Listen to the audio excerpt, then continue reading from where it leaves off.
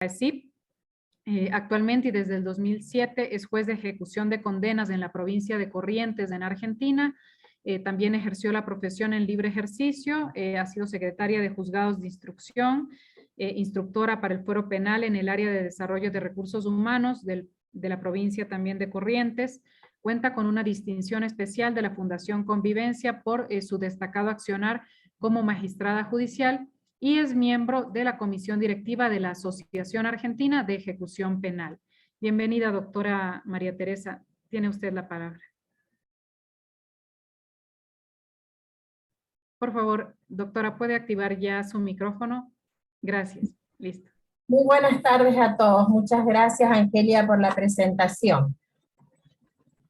En primer lugar, quiero agradecerle a la Escuela de la Función Judicial de Ecuador y sus autoridades el honor de haberme invitado para este encuentro con los operadores de la justicia en garantías penitenciarias de la República de Ecuador. Trataré de exponer en esta charla sobre el control judicial de las reglas de conducta en el derecho argentino y transmitir la experiencia recogida a lo largo del ejercicio de la judicatura en el ámbito de la ejecución de penas. Y lo que venimos aprendiendo en este periodo intenso de cambios normativos y tecnológicos que estamos atravesando en estos momentos, tanto por la pandemia como por modificaciones procesales que se están sucediendo en nuestros territorios. Vamos a hablar primero de la condena de ejecución condicional, adentrarnos un poquito en lo que implica otros, para luego entrar a tratar específicamente el control de las reglas de conducta. La condena de ejecución condicional responde a una política criminal orientada a sustituir las penas cortas privativas de libertad.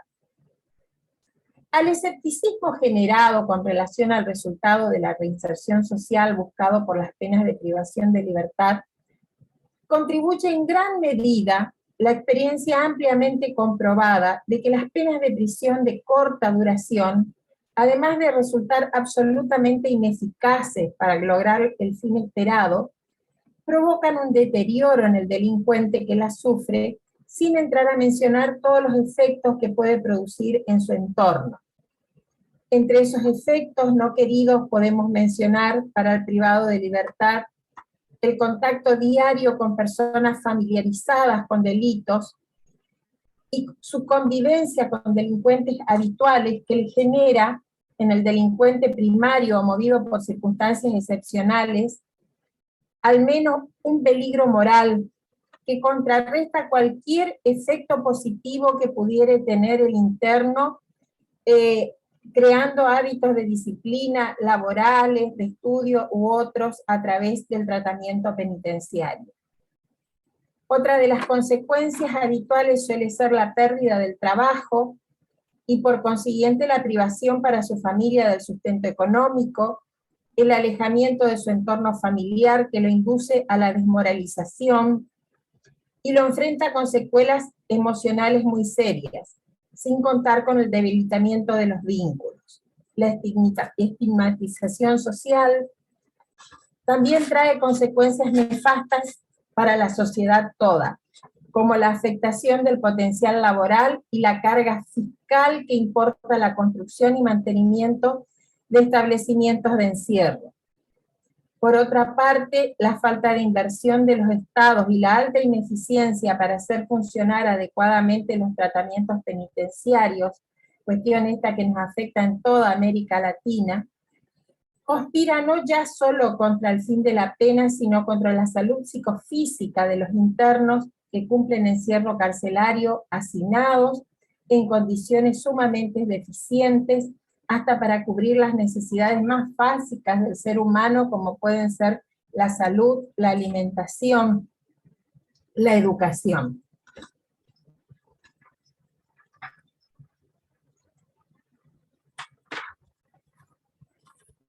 Frente a todo esto, aparece la condena condicional como una alternativa que tiende a ofrecer una oportunidad de vida ajustada a las normas, como también la oportunidad de continuar el tipo de vida anterior al delito, cumpliendo con sus obligaciones laborales, familiares, educativas, etc.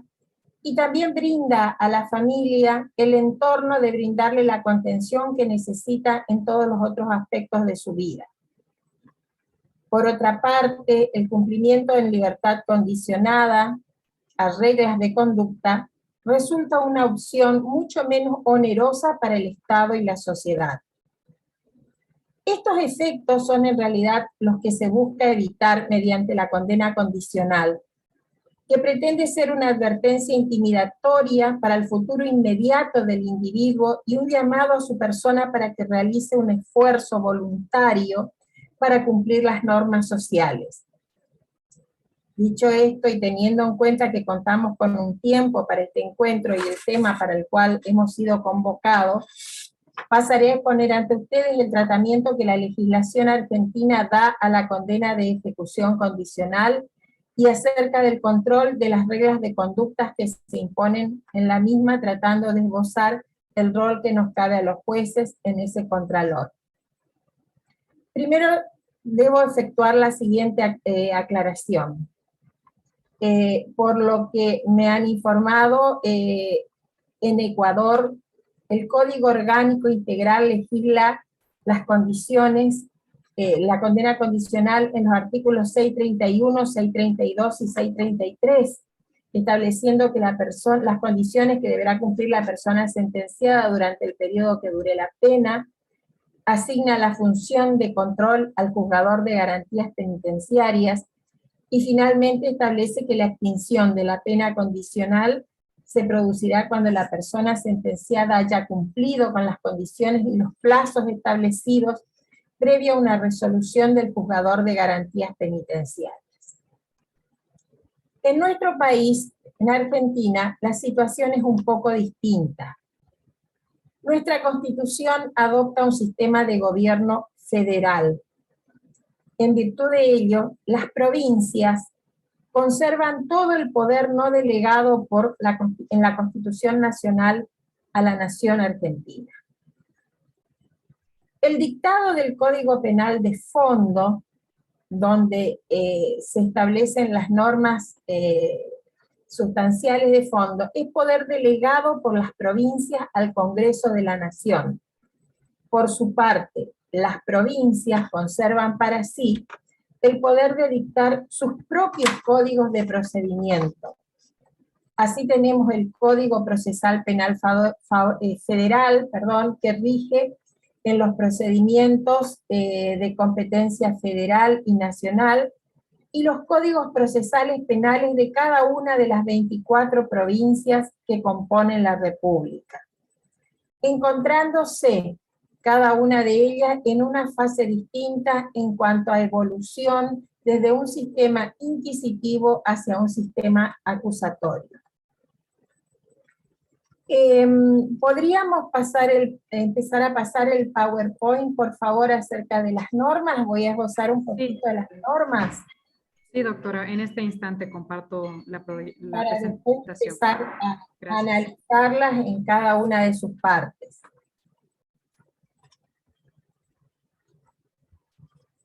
El Código Penal argentino, en su artículo 26, establece: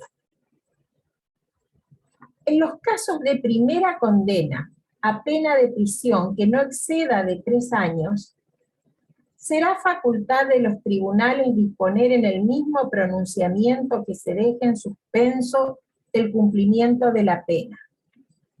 Esta decisión deberá ser fundada bajo sanción de nulidad en la personalidad moral del condenado, su actitud posterior al delito, los motivos que lo impulsaron a delinquir, la naturaleza del hecho y las demás circunstancias que demuestren la inconveniencia de aplicar efectivamente la privación de libertad. El tribunal requerirá las informaciones pertinentes para formar criterio, pudiendo las partes aportar la prueba útil a tal efecto. Igual facultad tendrán los tribunales en los casos de concurso de delitos si la pena impuesta al reo no excediese de los 3 años de prisión. No procederá la condenación condicional respecto de las penas de multa e inhabilitación. La suspensión de la pena no comprende la reparación de los daños causados por el delito y el pago de los gastos del juicio. Por otro lado, el mismo Código Penal en su artículo 27, transcribimos en el PowerPoint las normas como para que ustedes las puedan ir leyendo a medida que las vamos analizando luego.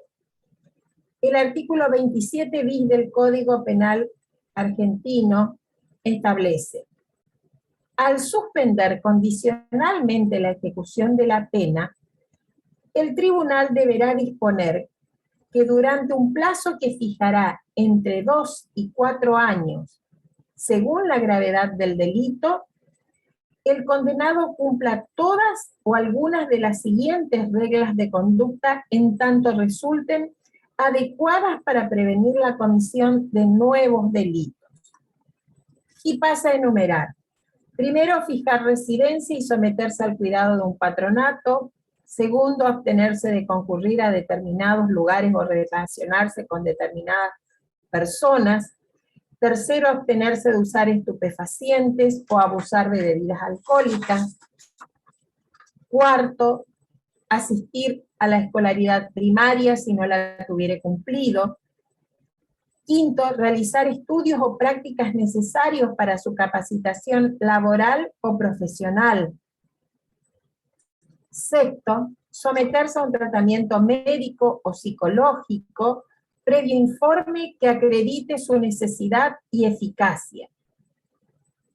Séptimo, adoptar oficio, arte, industria o profesión, adecuado a su capacidad. Y por último, realizar trabajos no remunerados en favor del Estado o de instituciones de bien público fuera de sus horarios habituales de trabajo. Las reglas podrán ser modificadas por el tribunal según resulte conveniente al caso. Si el condenado no cumpliere con alguna regla, el tribunal podrá disponer que no se compute como plazo de cumplimiento todo o parte del tiempo transcurrido hasta ese momento. Si el condenado persistiere o reiterare el incumplimiento, el tribunal podrá revocar la condicionalidad de la condena. El condenado deberá entonces cumplir la totalidad de la pena de prisión impuesta en la sentencia. Esa es la legislación de fondo que nos rige en toda la República Argentina. Como nuestro país es bastante extenso y tiene, como dije, 24 provincias más la jurisdicción nacional, me voy a limitar a exponer en el caso acerca de las normas procesales que rigen en el orden federal y las que rigen en mi provincia, y transmitirle en lo posible cómo vamos yendo con la implementación del nuevo Código Procesal en mi provincia, que es la provincia de Corrientes. El Código Procesal Penal Federal dice respecto del control de las reglas de conducta en su artículo 379. Si se impusiera una pena condicional, una medida educativa o curativa, o se hubiere concedido la libertad condicional, asistida, o de toda otra forma de cumplimiento alternativo de pena, el control de las reglas de conducta impuestas se hará a través de la oficina judicial, la que pondrá la información a disposición de las partes para que efectúen sus peticiones. La oficina judicial dejará constancia en forma periódica sobre el cumplimiento de las reglas y si advirtiere un incumplimiento pondrá este en conocimiento de las partes. La sustanciación de la revocación o cumplimiento de las reglas se realizará en audiencia ante el juez con funciones en ejecución. El Código Procesal de nuestra provincia reguló esto en un solo artículo y en lo demás debemos remitirnos a la parte general. El Código Procesal de la provincia de Corrientes, en el artículo 460, regula la condenación condicional en cuanto al procedimiento que se adoptará para control de reglas de conducta de la siguiente manera. En caso de condenación condicional, el juez de ejecución tendrá a su cargo el control del cumplimiento de las condiciones impuestas a través de la Oficina de Control de Reglas de Conducta. El juez de ejecución ejercerá las facultades previstas por el artículo 27 bis, penúltimo y último párrafo del Código Penal. En caso de incumplimiento persistente o reiterado de las condiciones, informará al tribunal que dictó la condena para que decida sobre la revocación de la condicionalidad. Vamos a entrar ahora al análisis concreto respecto de la naturaleza de la condena condicional. En nuestro sistema, la condena de ejecución condicional no es una pena principal. En efecto, el artículo 5 del Código Penal establece cuáles son los tipos de pena con que se conmina la realización de conductas típicas descritas en el libro segundo del Código Penal, catalogadas a los efectos de que puedan ser sancionadas con las penas correspondientes, que serán siempre esas, las creadas en el artículo 5, que son pena de prisión y reclusión, las cuales en la práctica no tienen ninguna diferencia, y inhabilitación y multa. Si el legislador hubiese pretendido ampliar el cuadro represivo, lo habría reflejado en dicho artículo. Sin embargo, no hace ninguna referencia a las condenas de ejecución condicional. Por eso entendemos que es una pena principal de prisión y que lo que queda condicionado al cumplimiento de las reglas es su ejecución. Bien, si entendemos que las reglas de conducta no enumeradas en el artículo 27 bis no constituyen una pena autónoma, debemos concluir entonces que constituyen obligaciones impuestas al condenado que se insertan en la modalidad de cumplimiento de la pena. Son obligaciones cuyo cumplimiento opera como una condición para la subsistencia del beneficio, y su inobservancia por parte del condenado puede adquirir un efecto resolutorio de la condicionalidad. Persiguen una finalidad político-criminal.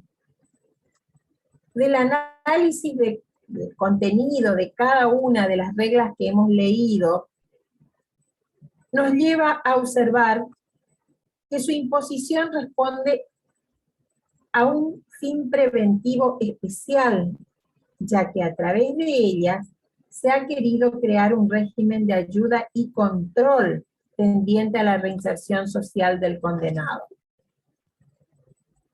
La finalidad buscada se encuentra ampliamente justificada, ya que si el condenado se encuentra ante la imposición de una pena privativa de libertad con nulas consecuencias, sin obligación alguna, vivirá el periodo de prueba como un tiempo vacío, cuyo efecto preventivo individual solo está en la amenaza abstracta de la revocación, sin aportarle ninguna ayuda concreta para evitar su recaída en el delito. Y la experiencia nos viene demostrando largamente esto que acabo de decir. Cabe preguntarnos entonces si la imposición de las reglas de conducta regladas en el artículo 27 bis, es una facultad o un deber de los jueces. Al respecto hay varias posiciones doctrinarias. Hay quienes autores que interpretan que las condiciones de ninguna manera pueden ser consideradas como una mera facultad del órgano jurisdiccional, sino que la norma tiene un carácter imperativo. Otros piensan que si bien se impone el deber de aplicar las reglas a la gente, ellas deberán ser adecuadas para prevenir la comisión de nuevos delitos. Las reglas deben ser impuestas obligatoriamente en la sentencia, deben estar contenidas en la sentencia, siempre y cuando resulten adecuadas a la prevención, debiéndose entender que son imperativas en cuanto a la finalidad de todas o algunas de ellas, sea ayudar a transitar al condenado ese lapso sin cometer nuevos ilícitos. Por lo que si el juzgador considera que alguna es inútil o innecesaria, ya sea en función del delito, en función de las condiciones particulares de la persona que delinquió, puede prescindir de alguna o de varias normas. Yo considero particularmente que esta es la postura más ajustada, por ser congruente con la finalidad político-criminal y con la letra del artículo 27 bis que analizaremos, que determina que al suspenderse condicionalmente la ejecución de la pena, el tribunal deberá disponer que el condenado cumpla todas o alguna de las siguientes reglas de conducta, en tanto resulten, y resalto, en tanto resulten adecuadas para prevenir la comisión de nuevos delitos. Esta disposición determina la necesidad de que exista un nexo entre el delito reprochado, la regla seleccionada y la finalidad preventivo especial que se pretende alcanzar. Es decir, la regla debe ser útil y debe ser adecuada para ayudar al delincuente a que no vuelva a recaer en el delito. Es fundamental y de decisiva importancia el criterio de selección de las reglas que se impondrán. Y esto es función del juez, seleccionar cuidadosamente tanto del juez sentenciante como del juez de ejecución. Veremos ahora en qué instancia actúa cada uno. Seleccionar cuidadosamente qué regla y bajo qué modalidad se van a aplicar o de qué manera se van a ir modificando para que resulten útiles para esta finalidad. Hacerlo en forma automática frente a la enumeración que efectúa el artículo 27 bis resultaría un sinsentido. Lo que se requiere es una cuidadosa selección de las reglas que resultarán adecuadas a los objetivos tenidos en mira por la ley. Debe haber una correlación entre cada regla seleccionada, repito, el delito cometido y las circunstancias del autor, ya que la aplicación automática conspirará gravemente contra la eficacia del instituto de la libertad condicional. Debemos preguntarnos también, ante la enumeración que hemos leído del artículo 27 bis, si esta es taxativa o es simplemente enunciativa. La respuesta unánime prácticamente por parte de la doctrina es que se trata de reglas taxativas, de carácter taxativo. En primer lugar, porque al imponerse una regla de conducta por el tribunal, su cumplimiento se transforma en una condición para la subsistencia de la condicionalidad de la condena. Entonces, no es posible dejar en manos del tribunal la creación de nuevas condiciones sin lesionar el principio de legalidad, el cual constituye una garantía constitucional básica. Ello no afecta, sin embargo, como dije recién, las posibilidades del órgano judicial para adecuar al caso concreto las distintas reglas de conducta que se establecen en la ley. Las reglas podrán ser modificadas por el tribunal o por el juez de ejecución según resulte conveniente al caso, pero esta facultad está limitada a la posibilidad de cambiar o sustituir las que hubiere elegido originariamente, pero siempre dentro del marco de las reglas legisladas. Y les doy un ejemplo concreto que me tocó resolver precisamente en el día de ayer en una audiencia, habiéndosele impuesto una pena de ejecución condicional a la autora de un delito de hurto, y entre las reglas de conducta se encontraba realizar tratamiento para el consumo problemático de adicciones en el hospital de su localidad. Se remitió esta sentencia para su control, el control de ejecución a la oficina judicial, y la oficina judicial me informa que la condenada no viene cumpliendo con dicho tratamiento. Se le da la intervención debida a las partes y desde la Fiscalía se solicita al hospital un informe médico, psiquiátrico, psicológico respecto de la situación actual de la señora. También la defensa aporta informes sociales. Estábamos ante una chica que no tenía conciencia de la enfermedad, por lo cual no deseaba ser tratada, ni quería consumir la medicación que la psiquiatra le había prescrito. Vivía en un entorno sumamente difícil, ya que estaba con una madre que cumplía en prisión domiciliaria una condena por tráfico de estupefacientes, y con dos hermanos menores también en situación de consumo, sin nadie más en la familia que pudiera contenerla.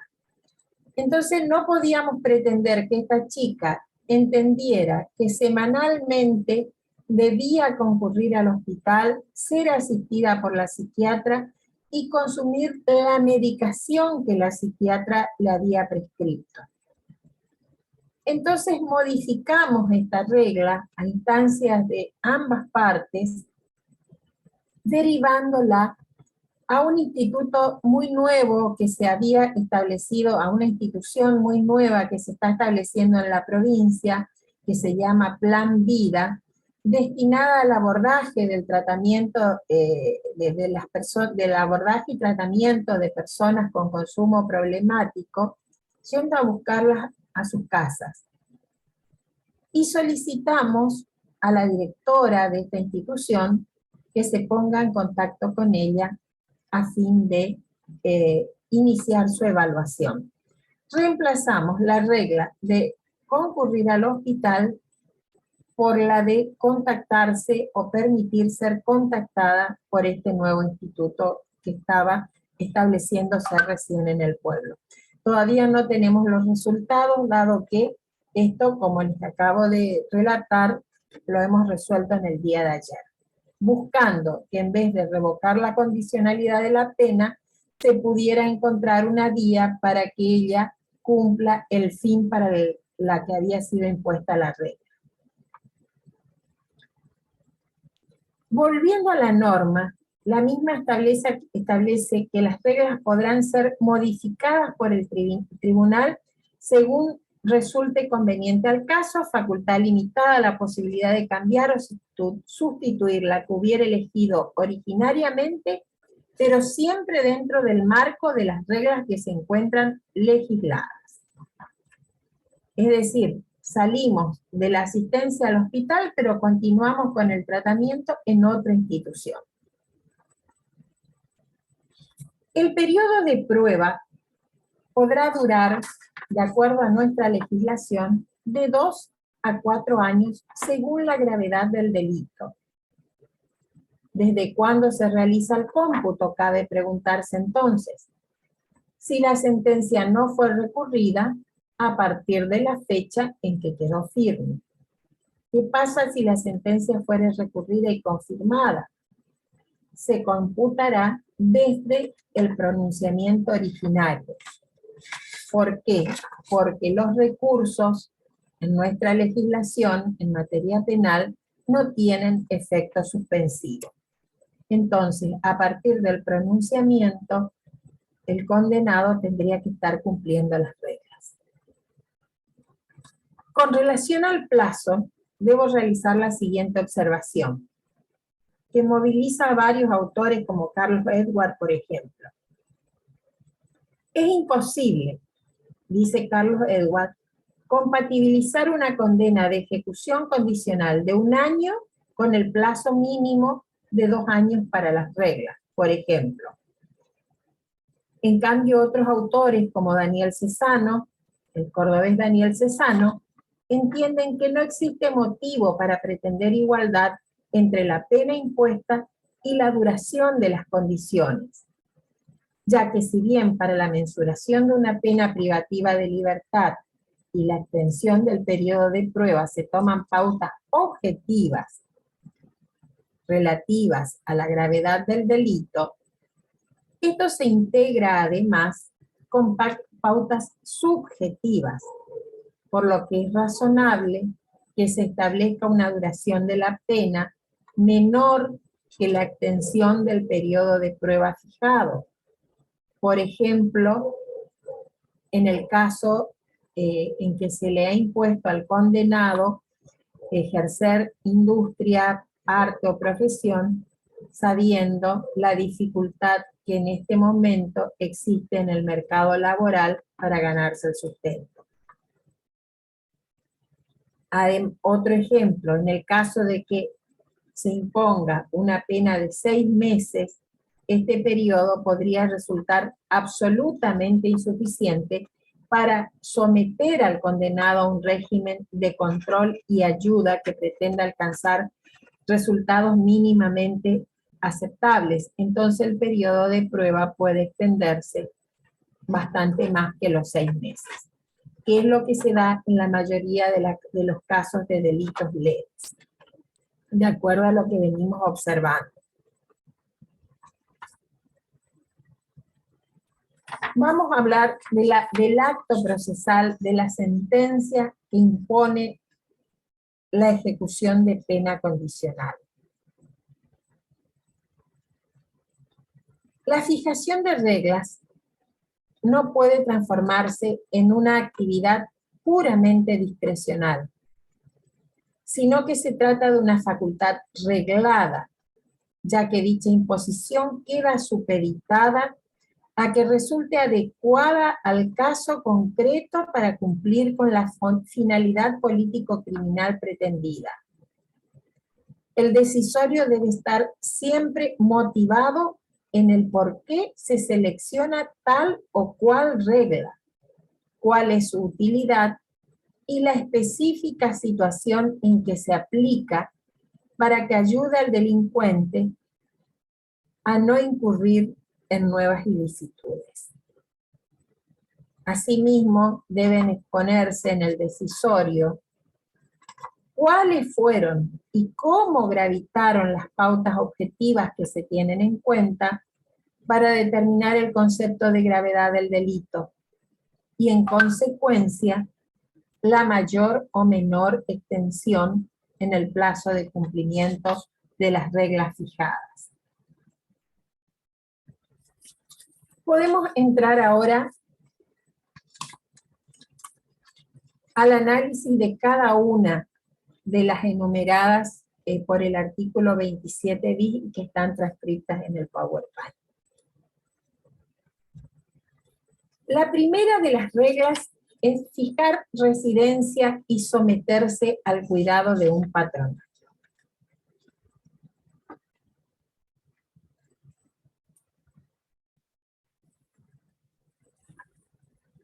La imposición de esta regla tiene una doble finalidad. Gracias, Angelia. Vamos al artículo 27 bis, ahí lo tenemos. La imposición de esta regla persigue una doble finalidad, de contralor y de ayuda. Si no imponemos esta norma, el tribunal se vería imposibilitado de ejercer los poderes de control y de seguimiento. Por ello, una vez decidida cualquiera de las otras reglas contempladas, se necesita fijar esta primera para mantener el contacto con el condenado y hacer el seguimiento correspondiente.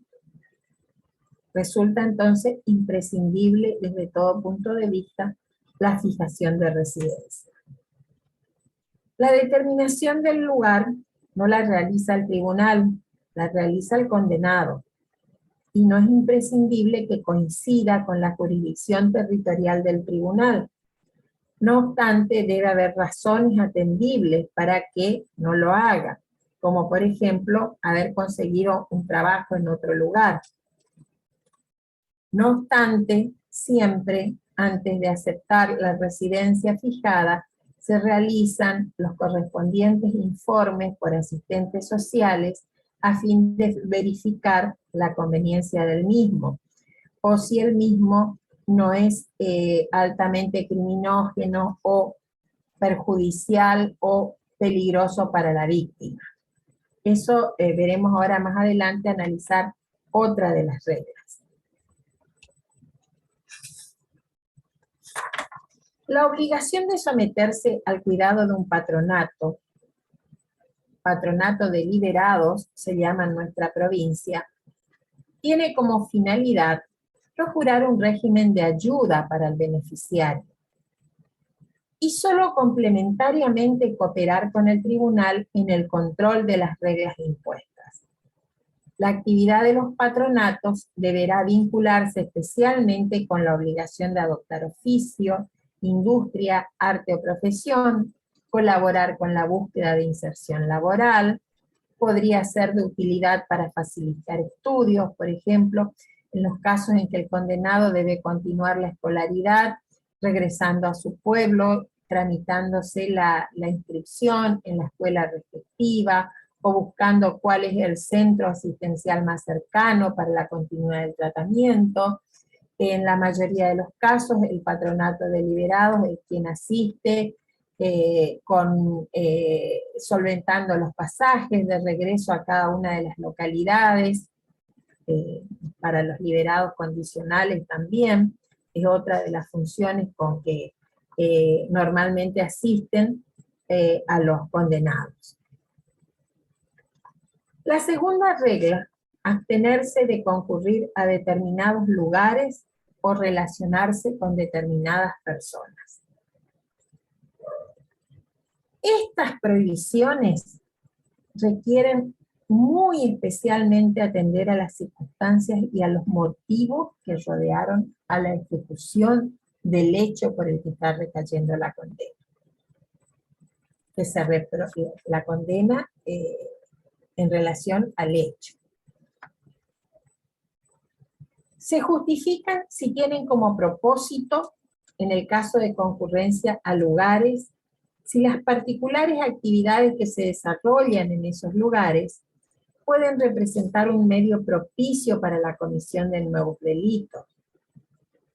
En cuanto a las restricciones de trato, deben tener por fin la interrupción del contacto del autor con personas que puedan servirle de estímulo para su recaída en el delito o con probables víctimas de su conducta, lo que es muy frecuente, por ejemplo, en los casos de violencia de género. Establecer impedimentos de contacto por determinadas vías o establecer impedimentos de acercamiento físico, fijando distancias para ello.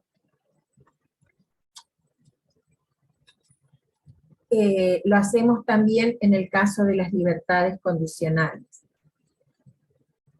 La aplicación de esta regla será abstenerse de usar estupefacientes o abusar de bebidas alcohólicas. Perdón. La tercera regla. La aplicación de esta regla será necesaria para los individuos respecto de los cuales la ingesta de sustancias fue determinante para su acción delictiva bajo los efectos momentáneos de las sustancias. Sin embargo, su imposición presenta problemas particulares en los casos en que la ingesta de alcohol o estupefacientes ha alcanzado el nivel de adicción, ya que puede resultar de cumplimiento imposible, puesto que privarse del consumo será muy difícil. La efectividad de la regla, su finalidad, estará vinculada con el sometimiento a un tratamiento médico, psiquiátrico, psicológico o de otro tipo. Ese es el ejemplo, para este caso es aplicable el mismo ejemplo que les daba hoy de la chica que había cometido el delito de hurto y que no tiene conciencia de enfermedad. En ese caso, prohibirle el consumo no tendría sentido alguno, puesto que no puede dejar de hacerlo. Lo que se necesita es imponerle el tratamiento o buscar la manera de que asista al tratamiento mediante alguna de las otras imposiciones. La regla número 4. Asistir a la escolaridad primaria si no la tuviere cumplida.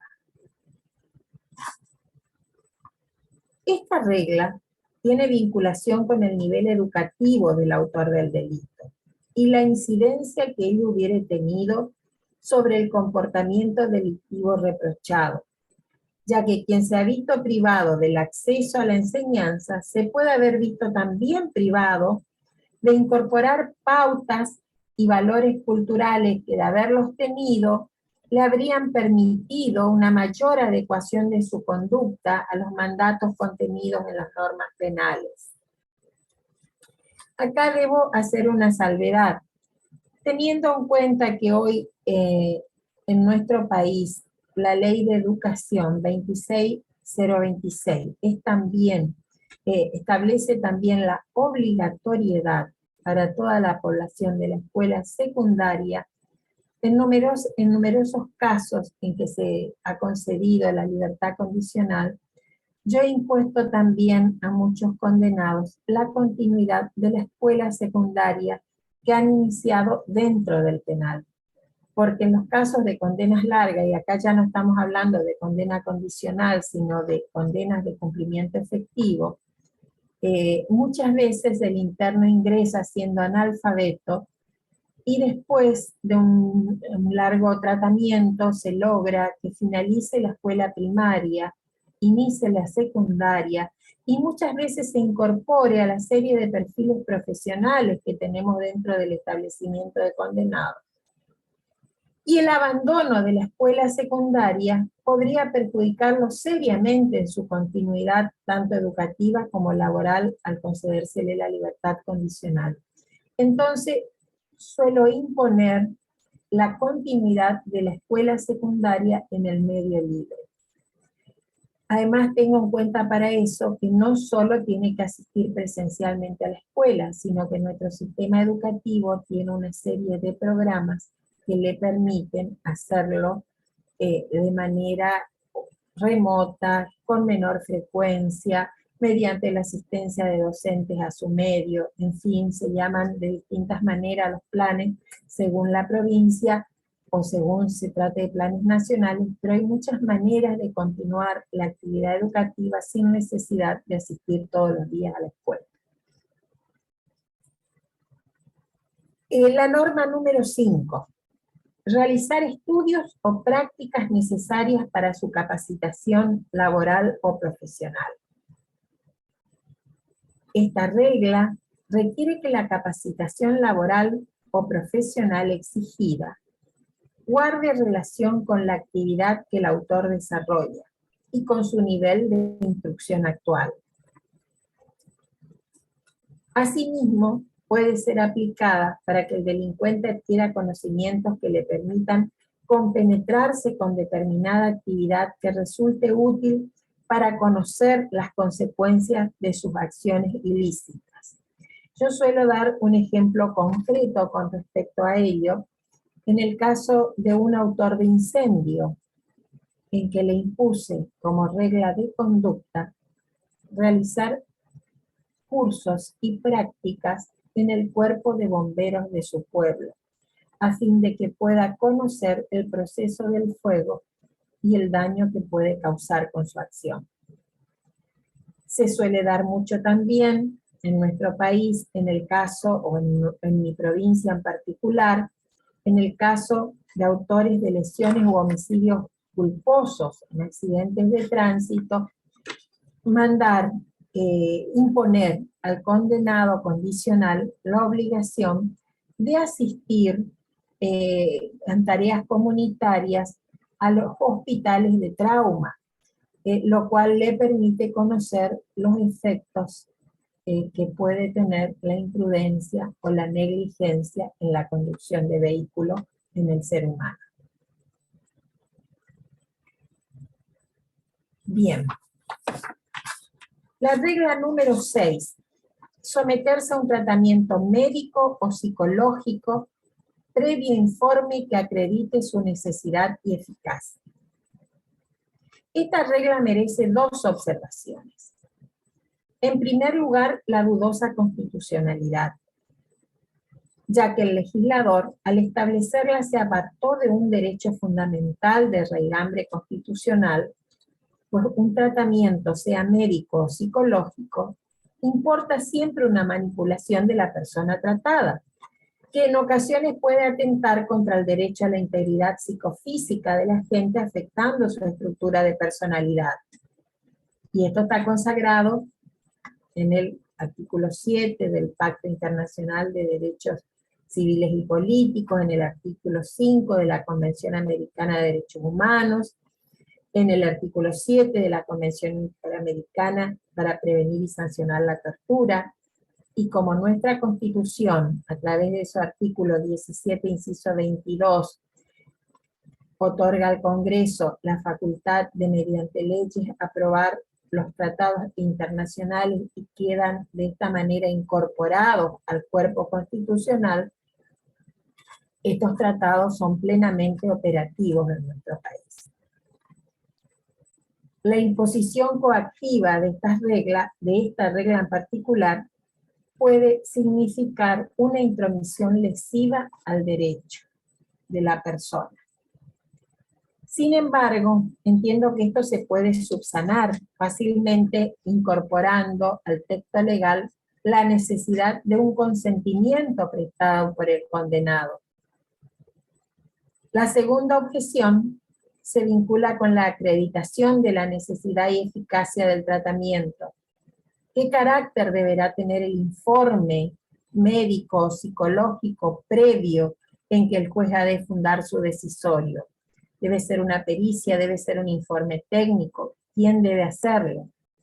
Entendemos que debe hacerse por médico o psicólogo forense, ya que se trata de una medida judicial, y por la especificidad de los puntos que deben ser evacuados, lo cual requiere muy particulares conocimientos en esas ciencias con los que un juez no cuenta. La séptima regla, adoptar oficio, arte, industria o profesión adecuada a su capacidad. Para ello, en primer lugar, es importante establecer un plazo razonable y por otra parte, debe tenerse en cuenta las aptitudes psíquicas y físicas del beneficiario a fin de que las mismas le permitan cumplir la obligación. Por ejemplo, la edad, el estado de salud, su contextura física, la capacidad intelectual de la persona.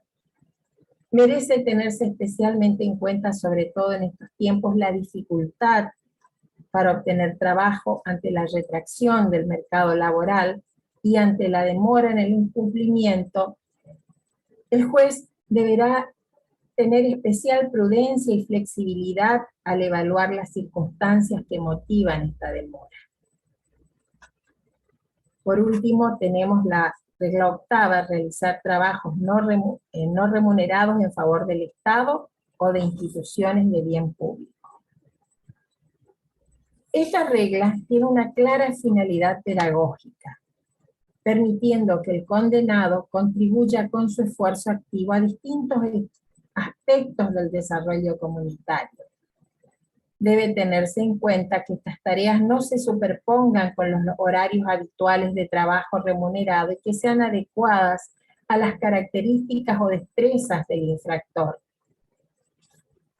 En este caso resulta aplicable también lo que dije respecto de los autores de lesiones culposas.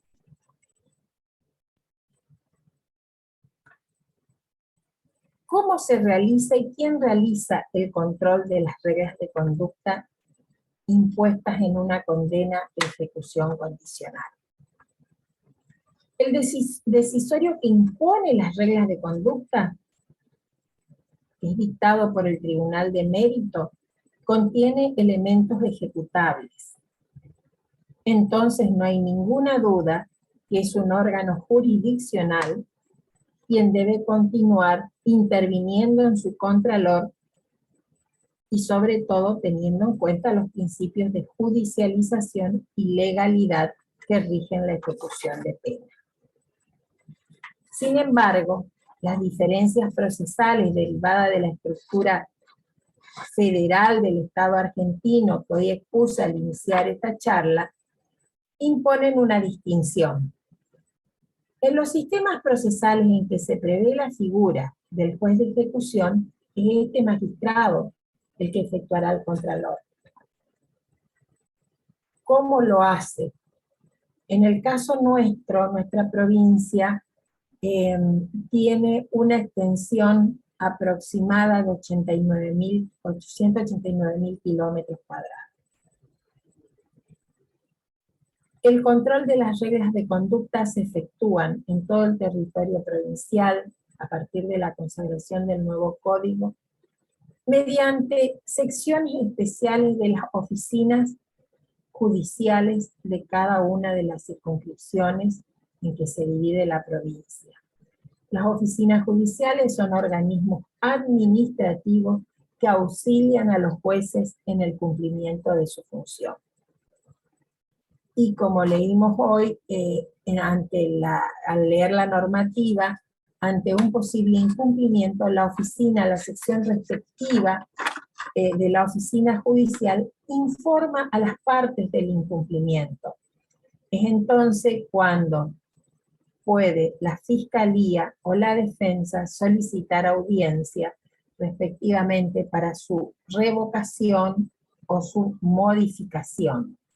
La revocación, de todos modos, no es efectuada, en el caso de nuestra provincia, por el juez de ejecución, sino que el juez de ejecución devuelve la causa al Tribunal de Mérito con la acreditación del incumplimiento para que pudiera el Tribunal de Mérito evaluar la revocación. En cambio, en los sistemas procesales en que se desconoce la figura del juez de ejecución, de lo cual está quedando una sola provincia, que es la de Misiones en nuestro caso, lo hará el Tribunal de Mérito que impuso la regla, donde la manera de controlar la ejecución es designando un juez de los 3 que componen el tribunal, que se sortea una vez para que ejerza la función de ejecución de manera anual. Todos los años se sortea un juez que va a ejercer el control de la ejecución de las penas de todo tipo. ¿Pueden modificarse las reglas de conducta? Dijimos hoy que pueden ser modificadas también por el juez de ejecución, o en el caso de los procedimientos aún inquisitivos, por el juez que ejerce la función de ejecución.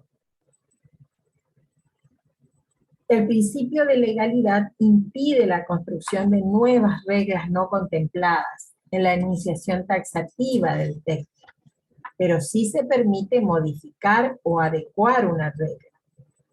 Por ejemplo, cambiar una por otra. Adoptar oficio por ejercer, por realizar estudios, por ejemplo. O como expliqué hoy, la modalidad, cambiando también la modalidad completa en que ha sido impuesta la regla.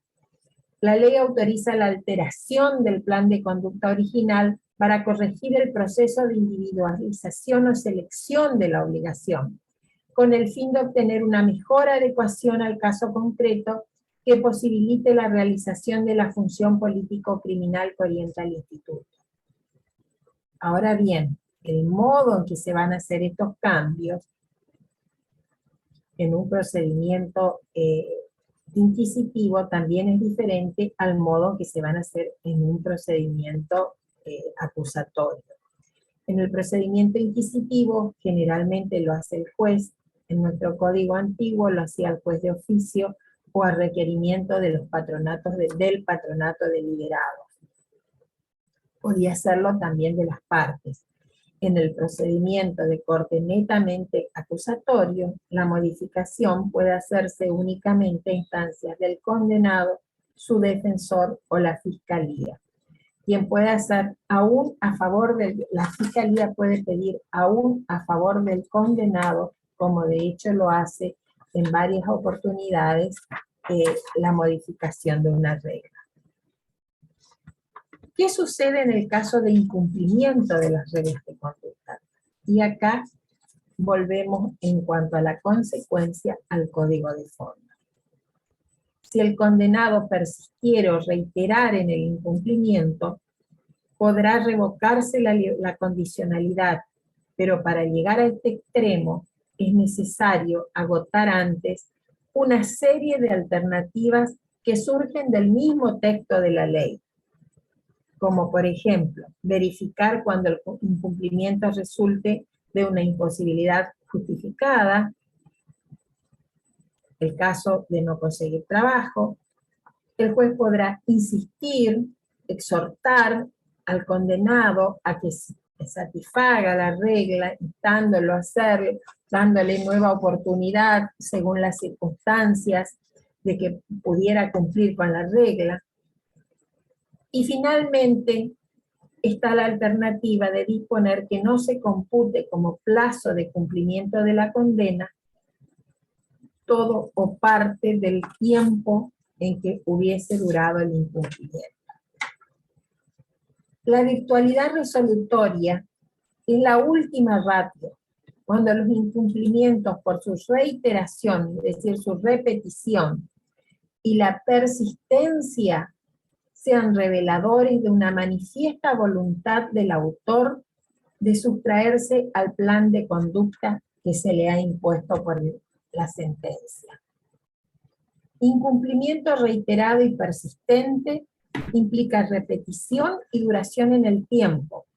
Sin embargo, solo cuando se llega a estos extremos el tribunal podrá disponer la sanción de revocación, siempre que a su criterio se encuentren agotadas las opciones de adecuación a las reglas. Decidida la revocación, el condenado debe cumplir la totalidad de la pena de prisión impuesta en la sentencia.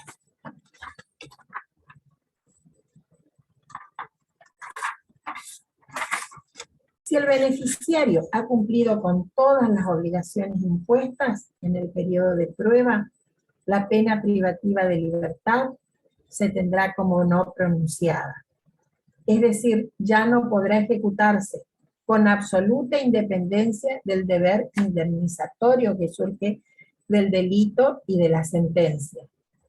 En cuanto al alcance de la frase se tendrá como no pronunciada en el artículo 26 del Código Penal, significa, si bien son disímiles las posturas doctrinarias, debe interpretarse en el sentido de que no puede tenerse en cuenta esta condena para una ulterior declaración de reincidencia, ya que han desaparecido los efectos penales.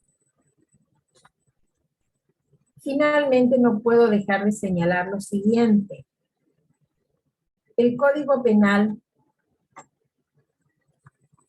luego de arreglar las condiciones positivas para que la persona que cumple pena de prisión efectiva pueda obtener la libertad condicional en su artículo 13, establece también las obligaciones que se impondrán al liberado, que en alguna medida son bastante parecidas a las que se observan en esta norma del artículo 27 bis.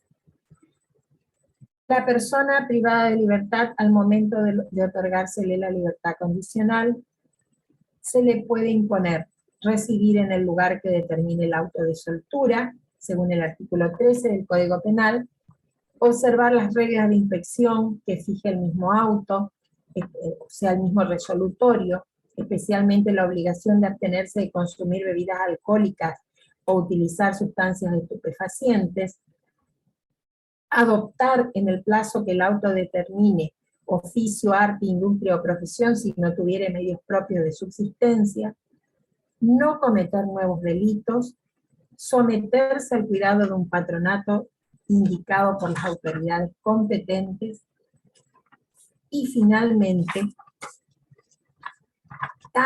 también podemos imponer, someter a tratamiento médico psiquiátrico previo informe pericial que acredite su necesidad y eficacia de acuerdo al Consejo de Peritos. Finalmente, a estas 6 condiciones que menciona taxativamente el artículo 13 para las personas que hubieran estado privadas de libertad al momento de obtener la liberación, el juez puede añadir cualquiera de las reglas contempladas en el artículo 27 bis que mencionamos para el caso de condenas de ejecución condicional. ¿Cuál es la diferencia? En este caso, en el caso de los liberados condicionales, las reglas rigen hasta el vencimiento del término de la pena impuesta. Y en el caso de las prisiones perpetuas, hasta 10 años más, a contar desde el día del otorgamiento de la libertad condicional. Esa es una de las diferencias. Y otra diferencia fundamental es que la revocación de la libertad no se encuentra autorizada en el caso del incumplimiento de todas ellas, sino que debe ser merituada en cada caso, salvo las situaciones de fijar residencia y cometer nuevos delitos.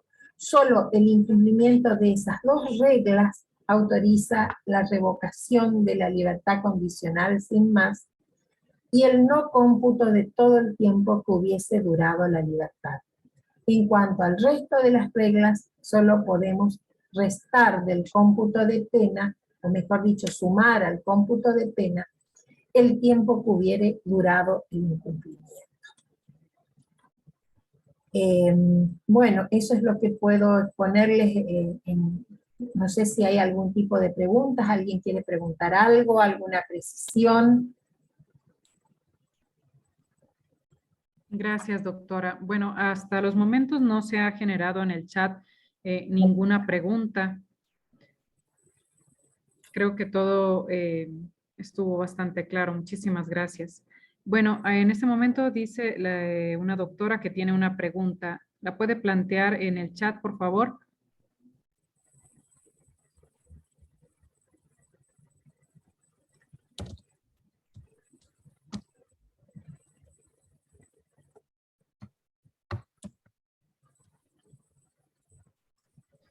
Doctora Jennifer, acabo de activar su micrófono. ¿Puede entonces activarlo para poder que plantee la pregunta? Gracias. Sí, hola, ¿cómo están? Buenas tardes.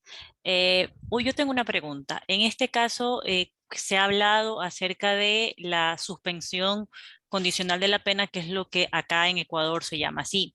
En este caso, ¿qué sucedería si esta persona que se le han impuesto condiciones no ha cumplido con estas condiciones?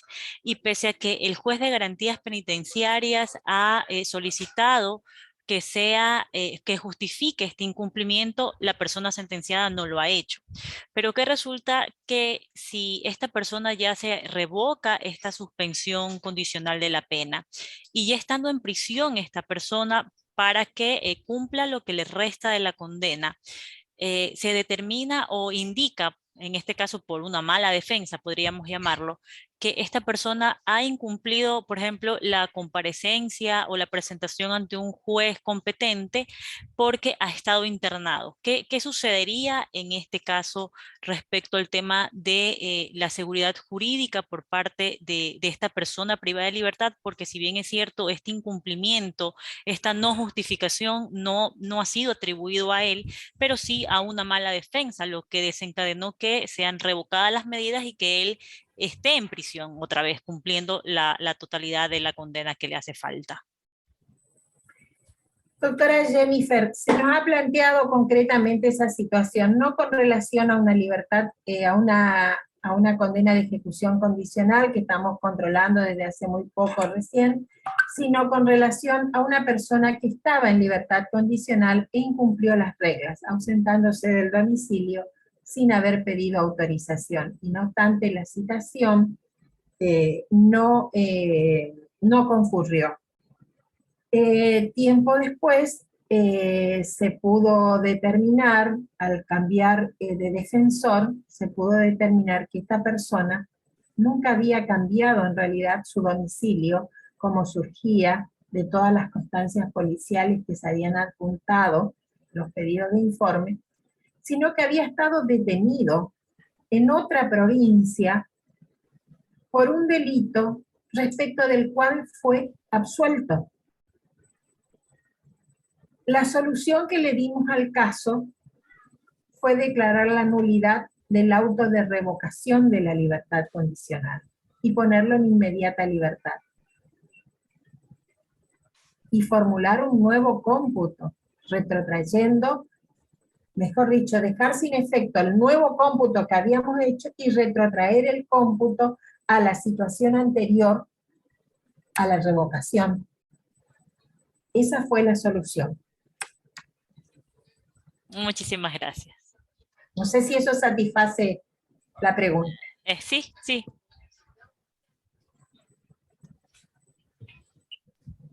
Gracias, doctora. Tenemos también al doctor Víctor Rivadeneira. Ya puede usted activar su micrófono, doctor. Muchísimas gracias. Primeramente, agradeciendo a la Escuela de la Función Judicial esta oportunidad y a la doctora, la expositora de este tema.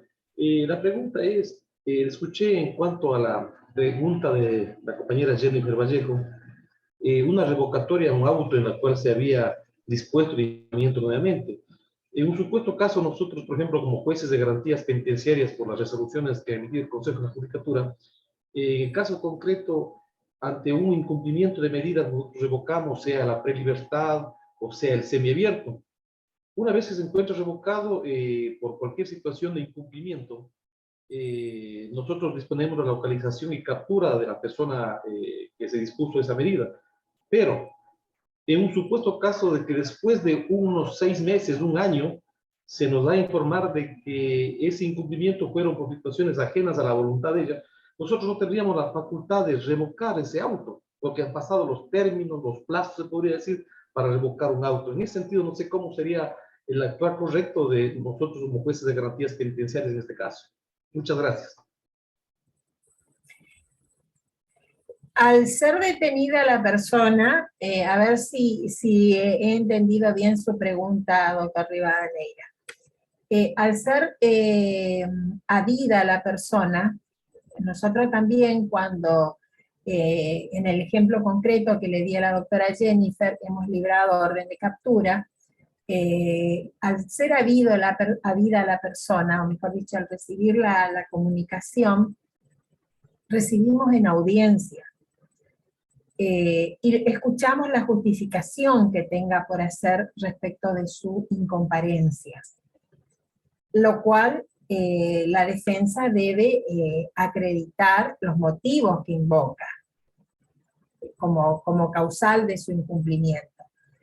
Y no veo el obstáculo para dejar sin efecto esa revocación cuando la causal realmente existió. Por ejemplo, estar internado en un hospital. Porque lo que sucede normalmente no se presenta, por ejemplo, tiene que cumplir con el deber de comparencia ante, ya sea ante la oficina judicial, ante el juzgado o ante el patronato deliberado. No se presenta determinado número de veces. Se efectúa la citación a través de la policía. La policía va en varias oportunidades y nos contesta que la persona no está en el domicilio, que volvieron a ir, que fue atendido por la madre, que fue atendido por un familiar, hasta que por ahí en un momento determinado ya no reside en el domicilio. Pero nadie nos informó nunca y la defensa deficiente no se contactó con su defendido, que tiene mucho que ver a veces con el abandono de la defensa, no lo informó ni acreditó que la persona estaba internada en el hospital. Entonces, una vez revocada la libertad, porque no teníamos la justificación hecha, no hay obstáculo alguno. Lo que normalmente sucede que nuestra fiscalía o defensoría plantean la nulidad del auto de revocación y declaramos la nulidad, siempre y cuando esté acreditado ese motivo de justificación. ¿Responde su pregunta? ¿Se refería a eso? No lo escuchamos. En este momento ya puede activar su micrófono, doctor. Muchísimas gracias, doctora. Bueno, me queda un poco la duda, pero le quiero poner un caso concreto nuestro. Yo soy un juez penal que conoce por resolución materia de garantías penitenciarias en la provincia de Morona, Santiago. La provincia de Morona, Santiago se encuentra en la sección oriental del Ecuador. Nuestra situación geográfica dista mucho de la situación real de las otras provincias del Ecuador. Nosotros tenemos situaciones de personas que han sido beneficiadas con estos beneficios de rehabilitación social que para poder ubicarlas se encuentran únicamente en vía aérea. Y nosotros tenemos que justificar de alguna manera la notificación. Y los señores defensores públicos o los abogados particulares, por lo principal, mencionan que es imposible, que han perdido todo tipo de contacto con estas señoras, con estas personas beneficiadas. Y cuando uno de los requisitos o de las condiciones al momento de imponer un régimen es las presentaciones periódicas, sea semanal o quincenal, en este caso incumplen. Pero ¿cómo logramos una correcta notificación haciéndole conocer al ciudadano para que justifique sus inasistencias a las presentaciones periódicas en un caso concreto? Ese es, yo creo que es una limitante para nosotros y no sabemos cómo actuar en esta realidad, toda vez de que lo correcto, a criterio del criterio legalista, sería revocar el beneficio toda vez de que se han justificado sus inasistencias a las presentaciones periódicas. Pero repito, la situación geográfica de nuestra provincia, de nuestra ciudad, de nuestra provincia, es completamente distinta a las ciudades, a las otras provincias del Ecuador. Esto tiene que ver un poco, doctor, con la adecuación de la que hablábamos de las normas a la situación particular de cada condenado. Nuestra provincia también tiene zonas un poquito inaccesibles a veces o alejadas. Entonces, lo que valoramos ahí es la posibilidad de establecer la frecuencia un poco más extendida de las presentaciones. Los llamados por teléfono suplimos a la presentación física de la persona con un llamado telefónico, por ejemplo, o hasta con una fotografía.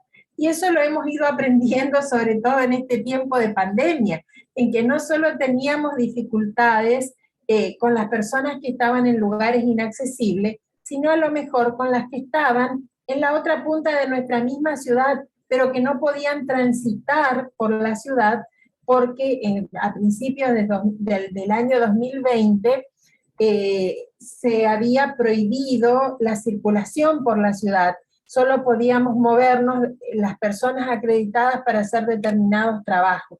Entonces, a partir de ese momento nadie podía presentarse. ¿Cómo suplimos esto? En principio los eximimos por un tiempo prudencial. Cuando la pandemia se extendía y las restricciones no se levantaban, empezamos a utilizar esta herramienta del teléfono celular. O también la de extender los tiempos de presentación. Y notificar incluso a través de WhatsApp. Notificamos incluso a través de WhatsApp.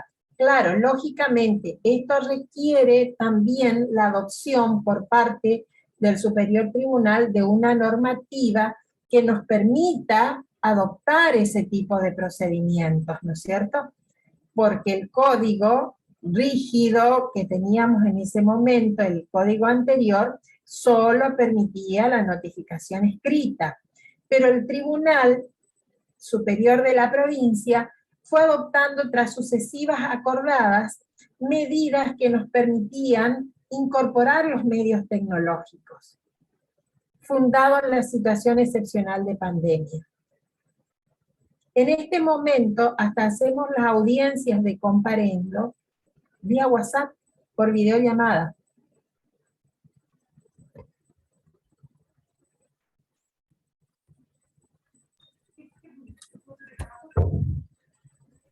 Doctor, le reactivé en este momento el audio, creo que estaba...